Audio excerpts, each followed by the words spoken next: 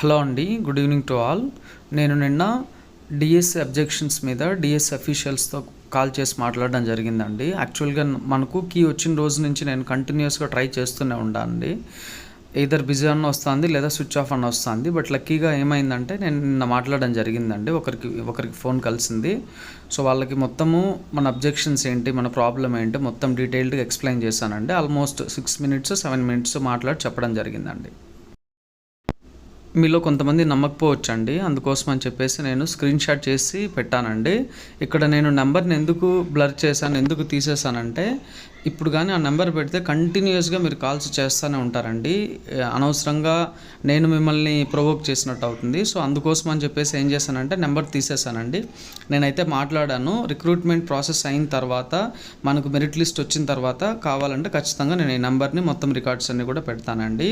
చాలామంది స్టేట్లో ఏం చేస్తున్నారంటే కొన్ని రైట్ ఆన్సర్స్ అని వాళ్ళకి తెలుసండి, బట్ అనవసరంగా ఆర్గ్యూ చేస్తున్నారు. ఎందుకంటే వాళ్ళు రాంగ్ పెట్టారు, అది రైట్ అయితే 1/2 మార్కు 1 మార్కు 2 మార్క్స్ వస్తాయని చెప్పేసి. మనకి ఏదైనా సరే మనకు రైట్ వేలో ఓడిపోవడం బెటర్ అండి. రాంగ్ వేలో విన్ అవ్వడం కంటే కూడా రైట్ వేలో వెళ్ళి ఓడిపోవడం బెటర్. అలానే మనకి ఏవైతే కరెక్ట్ ఆన్సర్స్ ఉంటాయో వాటికి మాత్రమే మనం అబ్జెక్షన్స్ పెట్టడానికి మనకు రైట్ ఉందండి. అవి మాత్రమే they are going to be considered, not everything.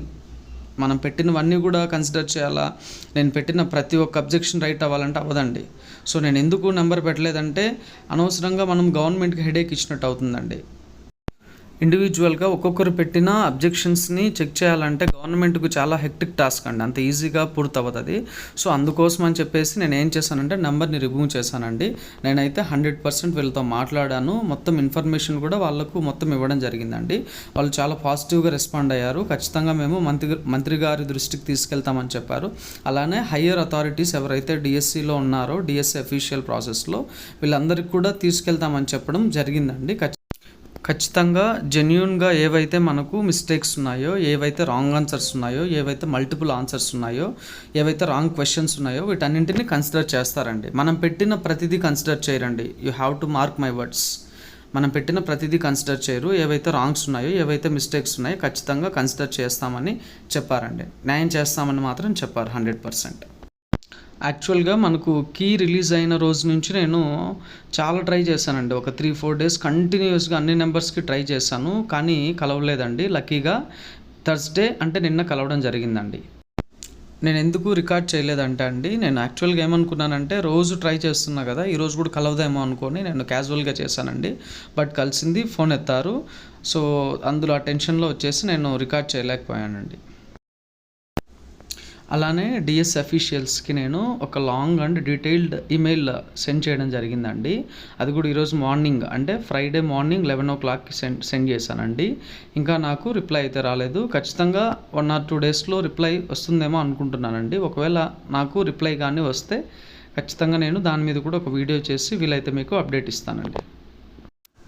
Email చాలా పెద్ద ఈమెయిల్ అండి ఇది. ఆల్మోస్ట్ అన్నీ కూడా నేను చాలా డీటెయిల్డ్గా, చాలా ఓపికతో ఆల్మోస్ట్ నాకు టైప్ చేయడానికి 2-3 hours పట్టిందండి. చాలా డీటెయిల్డ్గా మనకి ఏ క్వశ్చన్ నెంబర్స్ రాంగ్స్ ఉన్నాయి, ఏవి మల్టిపుల్ ఆన్సర్స్ ఉన్నాయని చెప్పేసి డీటెయిల్డ్గా మొత్తం అంతా కూడా నేను సెండ్ చేయడం జరిగిందండి. అలానే ఎవిడెన్సెస్ కూడా PDF కూడా అటాచ్ చేసి పంపించడం జరిగిందండి. డెఫినెట్గా we can expect action on all the objections very soon. యాక్చువల్గా ఇది అండి నేను మీకు ఇవ్వాలనుకున్న అప్డేట్. మీరు ఎవరన్నా డిఎస్సి అఫీషియల్స్తో ఎవరన్నా మాట్లాడింటే, హెల్ప్ లైన్ నెంబర్స్కి ఫోన్ చేసి ఎవరన్నా మాట్లాడింటే, లేదా వాటికి సంబంధించినటువంటి ఏదైనా అఫీషియల్ ఇన్ఫర్మేషన్ మీ దగ్గర ఉంటే దయచేసి కమెంట్ చేయండి. సో దట్ అందరికీ విషయం అనేది, ఇన్ఫర్మేషన్ అనేది తెలుస్తుందండి. మన డిఎస్సి 2025 ఎస్ఏ ఇంగ్లీష్కి సంబంధించినటువంటి ఏ అప్డేట్స్ వచ్చినా సరే నేను ఇక్కడ వీడియో అప్లోడ్ చేయడం జరుగుతుందండి. మనకి రిక్రూట్మెంట్ వచ్చేంత వరకు డిఎస్సి గురించిన అప్డేట్స్ అన్నీ కూడా ఇవ్వడానికి ట్రై చేస్తానండి. అప్డేట్స్ కోసం అప్పుడప్పుడు చెక్ చేస్తుండండి.